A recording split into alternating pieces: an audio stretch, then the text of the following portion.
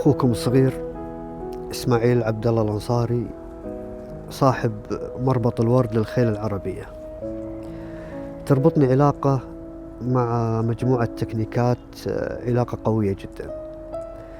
الوصف يكون قليل بحقه، لكن أنا كنت دائما أوصف أني أنا مع تكنيكات عينين في رأس.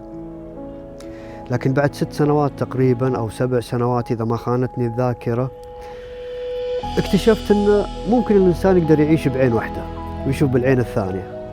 لكن الآن أقول أنا ويا تكنيكات أو مربط الورد مع تكنيكات الروح داخل الجسد.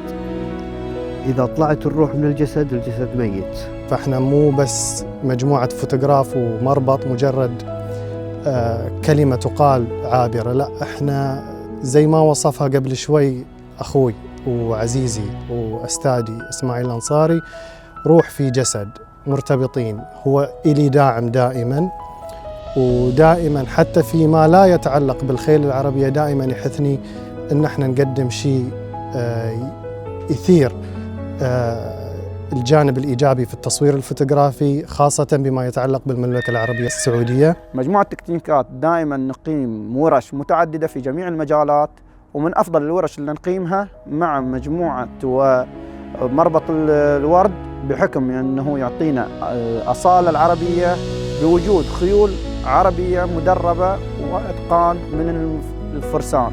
من فريق تكنيكات جايين اليوم زيارة خاصة إلى مربط الورد لتقديم الشكر لما قدموه لنا في ورشة البداوة مع مصور الشرقية.